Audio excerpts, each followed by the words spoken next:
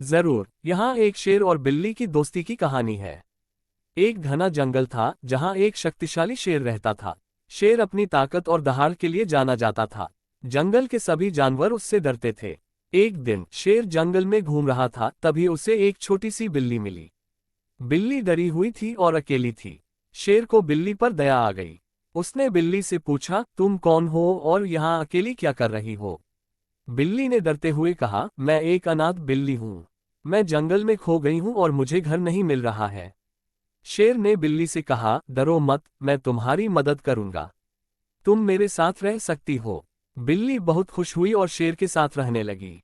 शेर और बिल्ली जल्द ही अच्छे दोस्त बन गए। शेर बिल्ली की रक्षा करता था और बिल्ली शेर को खुश रखती थी।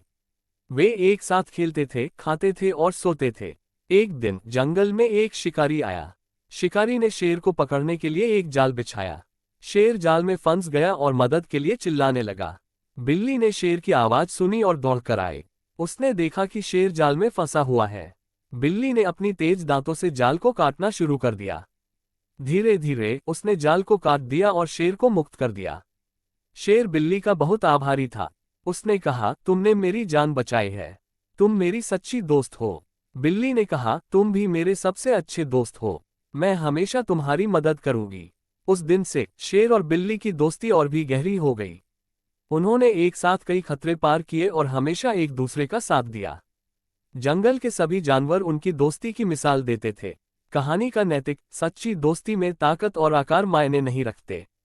जब दो दोस्त एक दूसरे का साथ देते हैं तो वे किसी भी मुश्किल का सामना कर सकते हैं।